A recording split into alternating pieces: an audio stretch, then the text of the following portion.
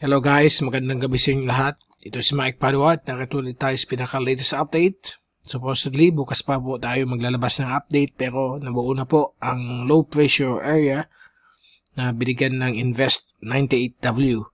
So ito po ang initial update natin sa panibagong LPA na posibleng maging bagyo po early next week. At ito po ay bibigyan ng pangalan ng Pag-asa Astino kapag pumasok ito ng area of responsibility at maging ganap na bagyo. Ito po ay para sa ngayong Huwebes ng gabi, October 30, 2024, Tagalog version. Pinaglilingkod sa inyo ng Typhoon 2000 at ng Naga College Foundation. Gusto ko rin pasalamatan ang ating partners, Aboitiz Power, Bank of the Philippine Islands Sustainability. Yung mga interested, just click on the link here. O if kayo po ay nanonood sa Facebook, may link po sa description. At ang lokal na gobyerno ng Naga City headed by our Honorable Mayor Lene Robredo at ang ating Honorable Vice Mayor Gabby Bordado. Well, yan na po. Nag-form na po si LPA 98W at mukhang ang mga computer models na yon with only 5 days to go. Nasa low to medium chance na po ang probability at ang pinapunteriya po nitong mga computer models ay itong bahagi po ng Kabisayaan. Somewhere between Surigao and Samar. Yan po ang possible track niya. So ang Leyte, Delicado, Cebu, area po ng Panay, Negros. So kayo dyan mga kababayan natin sa area ng Visayas ay kailangan maging aware na may papalapit na bagyo dahil po medyo iyan ang pinapakita na yun ng mga computer models lalong na po yung Google DeepMind na isang gumagaling na computer model right now. Na forecast ito si Hurricane Melissa at na yun ay ito rin ang pinapakita dito na yun sa posibleng bagyong Tino. Okay? So, hintayin na lang po ninyo ang mga pinaka-latest updates mula sa Pag-asa. Tayo, mag-i-issue rin tayo ng mga supplemental tracking kapag naging bagyo na po ito. As of now, dito lamang tayo sa ating channel, sa YouTube, Mr. Typhoon, at sa ating Facebook channel, Mike Mr. Typhoon Padua, para tulungan ang ating gobyerno makapaghanda pag ganitong mayroon na papalapit na sama ng panahon. Ang ating mga kaibigan sa Western Pacific weather with Sir Rob Espeta ay tumutulong din po para ibigay sa inyo pinaka-latest update sa mga ganitong sakuna dahil ng bagyo na nagbibigay ng peligro sa ating kapuluan. Okay? Aside from Rob, sina Clark, okay, at si Jermaine, so lahat sila sa rest of the group ng Western Pacific weather. Kudos po sa inyo lahat para at least tulungan ang ating publiko, and happy 15th anniversary. Okay? Salamat tayo. Meron po tayong mga kaibigan na tumutulong din po sa ating mga Pilipino para makapaghanda sa mga ganitong sakuna. Hindi po tayo nagbibigay ng mga alarmist na information. Nandito tayo para ibigay ang factual and real truth information sa mga ganitong bagyo. Okay, gaya nga ng sinabi natin, itong mga forecast models, yung mga long range, hindi po ito fiction o hindi po ito fake. Totoo po yan, but mababa pa ang probability. But since pumapasok tayo sa 5 to 4 days from now, tumataas na ang probability niyan. Pumapasok tayo sa medium chance na pwede mangyari. Okay? So, baka within the next 24 to 48 hours, ganap na pong bagyo itong si 98W. So, ito yung ating graph set kanina. In-upgrade na natin sa 35 to 65% ang chance na magiging bagyo po siya within the next 24 hours from low to medium. Dahil po sa pag-improve ng kanyang sirkulasyon, at kitang-kita naman po ninyo, meron na po siyang mid-level turning, at baka tomorrow or sa Sabado, posible na po siya maging isang tropical depression. Naka-embed po siya sa aktibong ITCZ dito sa may Micronesia at sa monsoon trough dito sa may area po ng ating bansa. Sa may Visayas at Mindanao, Sulu Archipelago, may Maropa, may mga kasamang mga thunderstorms yan, yung monsoon trough. Dito sa Bicol, okay naman po. May mga padaan-daan lamang po mga thunderstorms, mga ulan, but generally speaking, maganda ang ating panahon. May konting amihan pa rin sa dulong hilagang Luzon at may departing na frontal system dito po sa may area po ng North Philippine Sea. Okay? So, sa na yun, nilagay na po nating active dahil po sa pinapakita ng system na ito na yung gabi. Ito ang ating fast animation mula sa University of Wisconsin Tropical Cyclone Page, Himawari satellite. Okay? So, yan po. Ito na po yung C98W.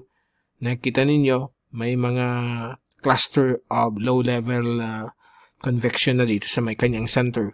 So, most likely, baka bukas magdadami pa yan. At medyo namimilig ko po ang Visayas sa pinapakita ng mga computer models. So, yan po siya na yon. Unti-unti na pong, although nawawala pa yung ibang ulap niya dahil po affected pa sa journal process ng ating day-to-day atmospheric conditions. But once na mag-develop ito, magiging solid na po yung kanyang convection.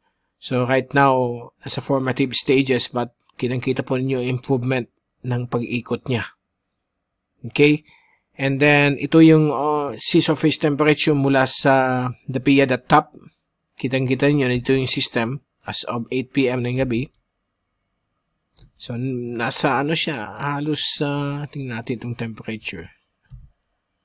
Itong gauge yan, no? Pumapalo po ng 30 to 31 degrees centigrade yung location ng kanyang circulation. So, baka mag-fuel po ito para sa further development ng system na ito at medyo mababa po ang wind shear dito. At ito yung oceanic heat content at medyo nasa orange to red. So again, nandito yung system. Okay, somewhere here. Nandyan po yung formative stage nitong si Invest 98W under investigation sa US. So Invest po ang tawag nila sa mga LPA. So, nandyan po siya sa may init na karagatan. So, yung oceanic heat content ay magbuboost po ng more energy sa system na ito. Kaya, iyan ang pinapakita ng mga computer models. Ito yung ensemble mula sa European model at it looks like talagang dito po sa may Visayas ang pinupunteriya nitong ensemble ng Europe. At sa latest na yun, sa American model, as of 2 p.m., kita ninyo, sa Sabado, November 1, magiging isa na po siyang active LPA o ganap na bagyo o tropical depression habang dumadaan malapit po sa Yap. And then sa Linggo, Nobyembre 2, ito po ipapasok sa Philippine Air Responsibility. Nandito po yung power line. Nandyan po. Yan po ang Palaw. Ito yung Palaw. So, nandyan na po siya. At mukhang mag-accelerate kasi from November 2 to 3, ang bilis ng kanyang paggalaw. Tingnan nyo, ha? Yan, no? Somewhere between 28 to 33 kph yung kanyang pag-westward movement papunta sa Kabisayaan. So, dito, posibleng severe tropical storm na siya or tropical storm. Kasi yung pressure, kahit 993, pwedeng severe tropical storm kasi hindi na po siya talagang eksakto kung ano yung pressure niya, yun yung hangin. Paiba-iba po yan, depende sa atmospheric conditions. So, kapag hindi nag-change, posibleng mag-landfall po siya dito sa malapit sa Giwan, morning po ng Martes, Nobyembre 4. So, dito, posibleng severe tropical storm po siya or Category 1 typhoon. Then, tanghali ng November 4, ito tatawid po malapit sa may Tacloban. Then, hapon ng November 4, dadaan po ito south of Masbate. Somewhat similar sa track ni Opong, although nasa baba po siya. So, dyan po siya dadaan. Then, gabi ng November 4, nasa may area na po siya ng Boracay. So, yan po ang pinapakita ng American model, which is, hindi naman po siya kalakasan sa American model. Samantala, sa European model, medyo aggressive, medyo mas malakas po ang European model. So, going forward natin ito sa Friday, ano po siya, low pressure, dadaan rin po siya malapit sa Yap. Pagdating ng Sabado, November 1, isa na po siyang tropical depression dito. Then, Linggo, November 2, papasok na siya na Philippine Air Responsibility bilang isang tropical storm. And then, sa Lunes, November 3, ito mag-accelerate rin hanggang 33 kph. at posibleng maging severe tropical storm po dito sa early morning ng November 4, Martes, at posibleng maging isang typhoon. Okay? Category 1 or 2 based sa pinapakita ng mean sea level pressure nitong European model. At ang tracking niya ay malapit na malapit sa Siargao at Dinagat. Hopefully, hindi siya maging ala Odette. But sana magbago pa po ang forecast. So, mas malakas po ang European model kaysa American model. Ang American model ay dito siya, landfall, but itong European model ay banda dito siya. Okay? So, magkaiba yung tracking niya, although very close pa rin sa mga track. And then, pagdating ng morning ng Miyerkules, November 5, landfall siya sa Southern Leyte.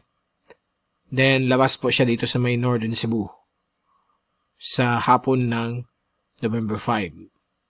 Then, dadaan po siya sa may Northern Negros ng hapon ng November 5. Gabi ng November 5 na sa may Iloilo, Guimaras. Thursday, nasa malapit na sa Coron. Sa may Cuyo, sorry. Sa Coron, dadaan po siya tanghali ng November 6. So, mabilis yung kanyang takbo. So, ang epekto nito, mabilis din. Hopefully, wag na lang siyang lumakas. Yan lang yung pinipray natin.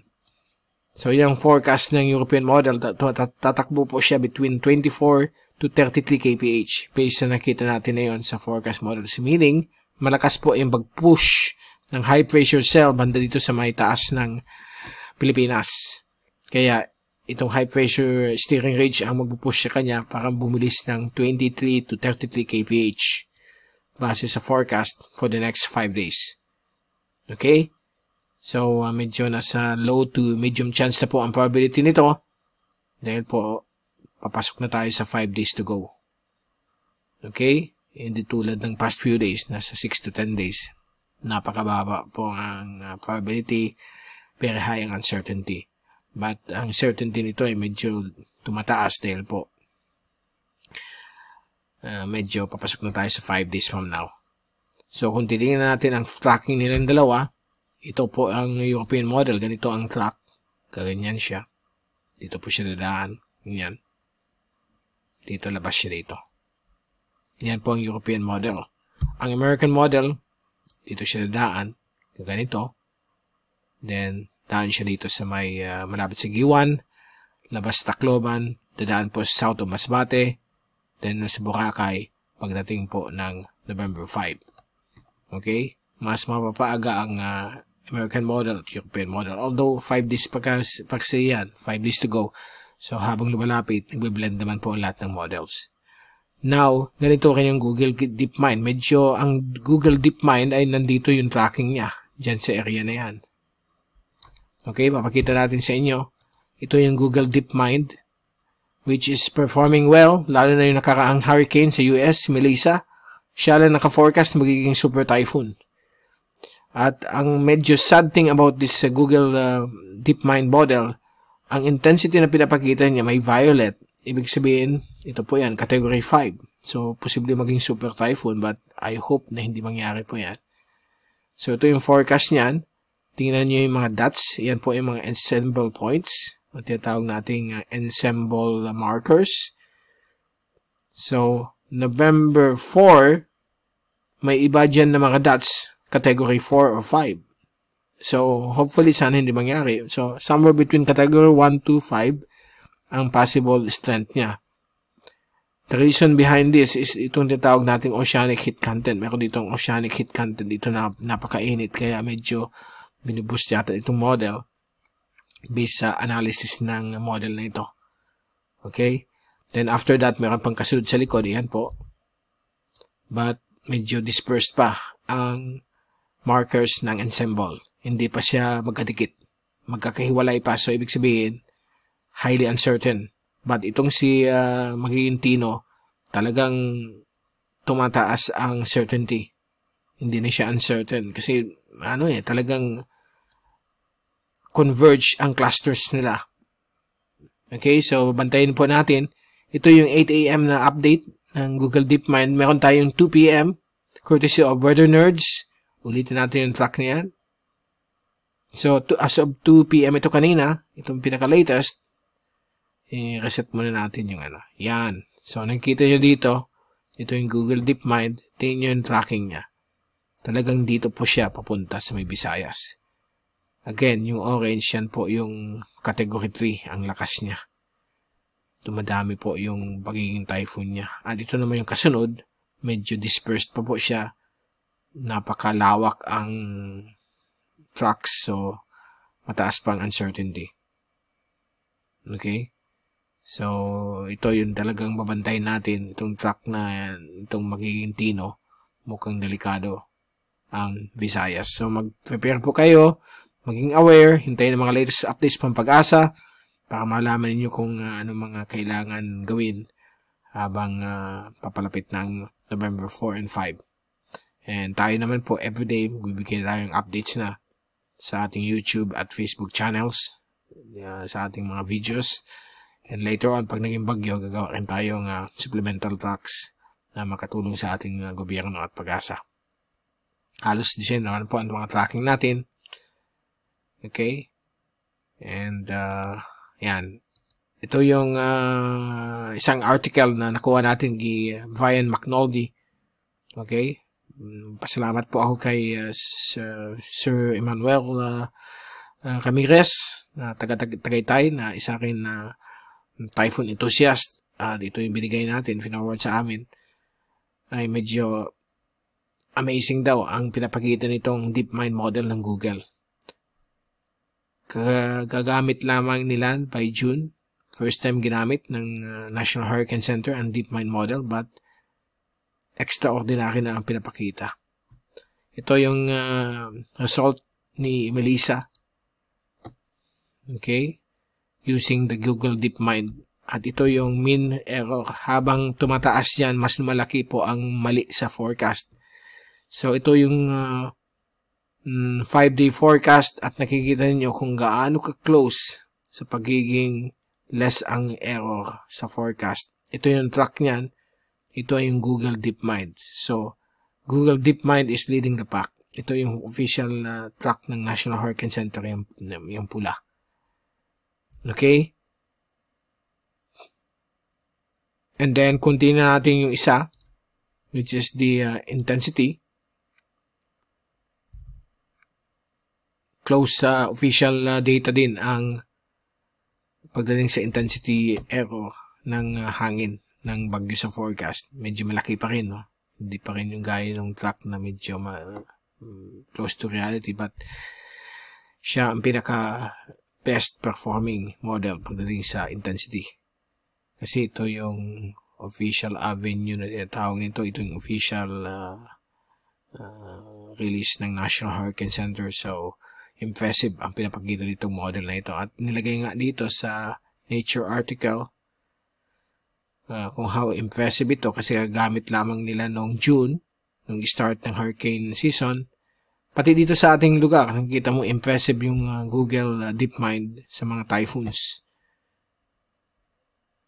Sabi nga ng former hurricane specialist James Franklin, I'm not sure I've seen such good results from a new model so fast. So, ganun kabilis. Okay?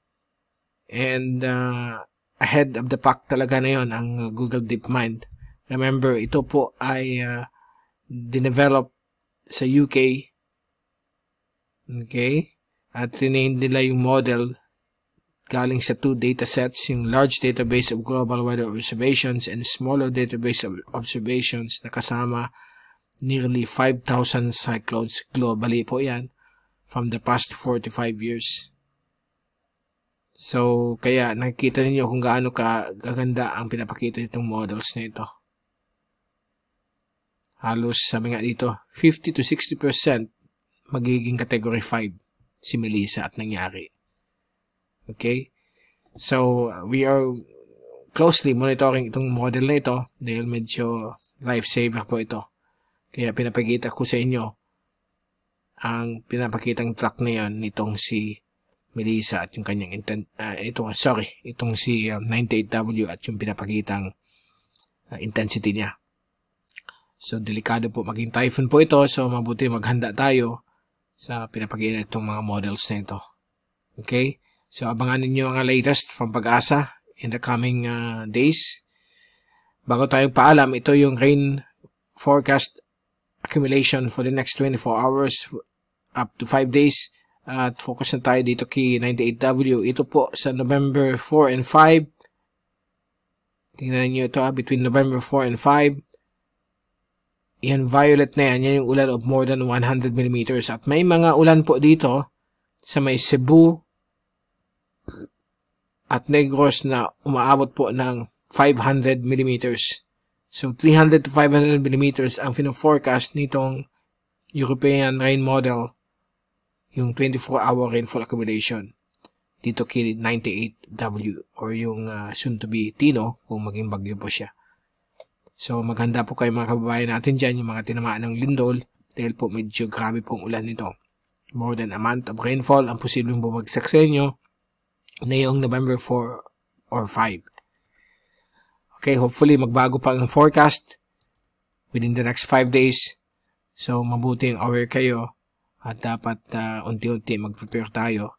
Mga kababayan natin dyan sa Visayas, please take all necessary precautions na medyo may dala po itong ulan at hangin. Itong si 98W. Okay? So, yan muna po ang pinaka-latest update. We'll see you again tomorrow for another coverage. Itong bagyong itong 98W. Itong si 98W na soon to be magiging Tino po ito kapag pumasok sa PAR, Philippine Air Responsibility at maging bagyo. Mag-ingat po tayong lahat. Let's all pray. And I hope nasa mabuti po kayong kalagayan. Ito si Mike Padua. Maraming salamat sa inyong pagpanood. God bless po sa inyong lahat. Happy All Saints Day. And let's hope and pray na mag-pray po tayo maigi sa ating mga loved ones. At pray natin sa buong may kapal na sana hindi na po matuloy itong bagyong ito. So thank you so much. And God bless. See you again tomorrow.